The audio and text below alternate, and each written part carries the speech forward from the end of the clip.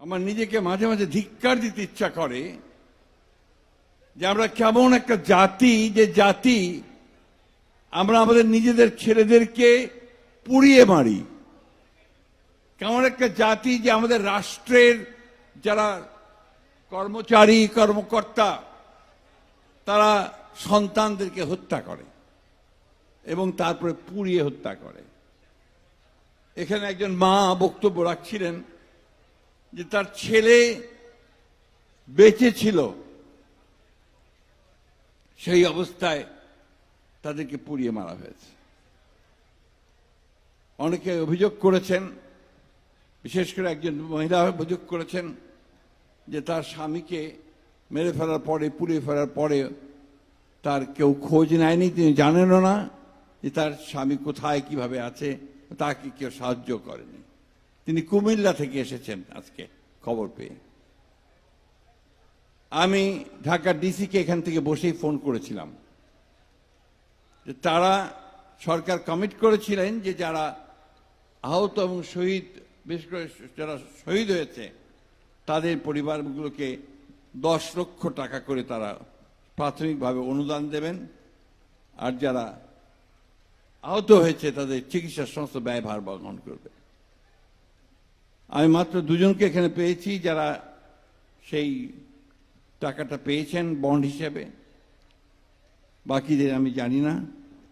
একটা ছোট বাচ্চা ছেলে, 8 বছর বয়স, তার মাথার খুলিটা উড়ে গিয়েছিল, সেটাকে আর্টিফিশিয়াল প্লাস্টিক দিয়ে জোড়া লাগানো হয়েছে। প্রিয় বন্ধুগণ, আমরা এমন একটা জাতি ক্ষমতায় টিকে থাকার জন্য আমাদের নেতা যারা আমাদের নেতৃত্ব করে, যাদেরকে এই দেশের মানুষ নেতা বলে মনে করে, তারা ক্ষমতায় চিরদিন টিকে থাকার জন্য এইভাবে গুলি করে মানুষকে হত্যা করে, যেটা হাসিনা করেছে বন্ধুগণ। এবং এখানে দাবি উঠেছে আরো সব তীব্র স্বরে যে আমরা হাসিনার বিচার চাই, গোটা জাতি হাসিনার বিচার চায়। কিন্তু বন্ধুগণ, আজকে আপনারা জানেন, সবাই জানেন যে হাসিনা পালিয়ে গেছে ভারতে। ভারত তাকে আশ্রয় দিয়েছে। আপনারা দেখেছেন যে সেখান থেকে সে বিভিন্ন অডিও ভার্সনে, কথায়, ভিডিওতে এখানে আবার বাংলাদেশে নৈরাজ্য সৃষ্টি করবার জন্য বিভিন্ন রকম সেই প্রভোকেশন, উত্তেজনা ছড়ানোর চেষ্টা করছে। এবং তারা এর মধ্যে চেষ্টা করেওছে। গোপালগঞ্জে ইতিমধ্যে তারা সেই অবস্থা তৈরি করেছে। বন্ধুগণ, এই কথাগুলি বলছি এই জন্যে যে একটা জাতিকে, তার নিজের দেশকে রক্ষা করার জন্য, জাতিকে রক্ষা করবার জন্য তাদের নিজেকে, প্রত্যেককে সজাগ হয়ে থাকতে হবে।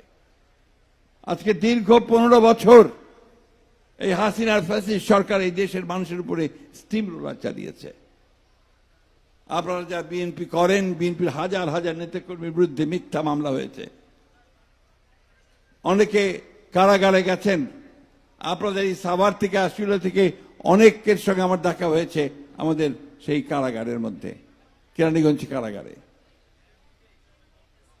এই যে গণতন্ত্রের জন্য আমাদের আন্দোলন, আমাদের অধিকারের জন্য যে আন্দোলন, আমাদের ভোটের অধিকারের জন্য যে আমাদের আন্দোলন, এই আন্দোলন তো আমাদের করার কথা ছিল না। এটা তো গণতান্ত্রিক রাষ্ট্র হওয়ার কথা ছিল 1971 সালে যুদ্ধের পরে। দুর্ভাগ্য আমাদের যে আজকে জোর করে ক্ষমতায় বসে, ক্ষমতার সরকারি সংস্থাগুলোকে ব্যবহার করে তারা এইভাবে হত্যাযজ্ঞের মধ্য দিয়ে ক্ষমতায় টিকেছিল। আল্লাহর কাছে অশেষ শুকরিয়া আদায় করছি যে আল্লাহ তাআলা অশেষ মেহেরবানিতে আমাদের ছাত্রদের আত্মত্যাগে, তাদের শহীদের আত্মদানে, আমাদের জনগণের আত্মদানের মধ্য দিয়ে আমরা সেই ভয়াবহ দানবের হাত থেকে মুক্তি পেয়েছি। কিন্তু এখনো কিন্তু আমরা সেই গণতন্ত্রে ফিরে যেতে পারিনি, যে গণতন্ত্রের মধ্য দিয়ে আমরা আমাদের অধিকারগুলোকে প্রতিষ্ঠিত করতে পারব। আপনারা জানেন অনেক কথা হচ্ছে, আমি বেশি আলোচনা করব না, যেমন সে আলোচনা করবেন। আজকে দেশকে আবার সঠিক জায়গায় নিয়ে আসার জন্য আমরা, আমাদের নেত্রী দেশনেত্রী বেগম খালেদা জিয়া, তিনি 2016 সালে একটা ভিশন 2030 দিয়েছিলেন রাষ্ট্রটাকে পাল্টানোর জন্য।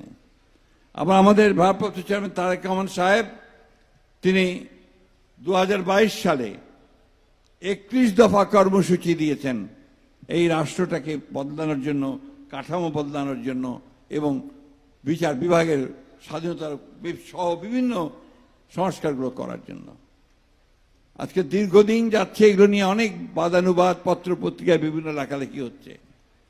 মূল কথা যেটা, সেটা হচ্ছে যে এই হাসিনা এবং তার দোসরদের বিচার কিন্তু এখনো সেই যেটাকে বলি আমরা দৃশ্য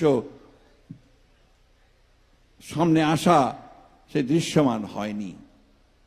এখনো কিন্তু আমরা দেখছি যে অনেক শহীদ পরিবার তারা তাদের সেই যেটা মিনিমাম যেটুকু সহযোগিতা পাওয়া দরকার ছিল সেটা তারা পাননি। এখনো দেখছি যারা পঙ্গু, যারা আহত হয়েছেন, তাদের চিকিৎসা চূড়ান্ত হয়নি। আমি এই সরকারকে আহ্বান জানাবো, দয়া করে আপনাদের যে মেশিনারি আছে, এখানে টিএনও আছেন এই এলাকায়, তারা এই খবরগুলো নিয়ে যাতে করে এই অভিযোগগুলো আর শুনতে না হয়।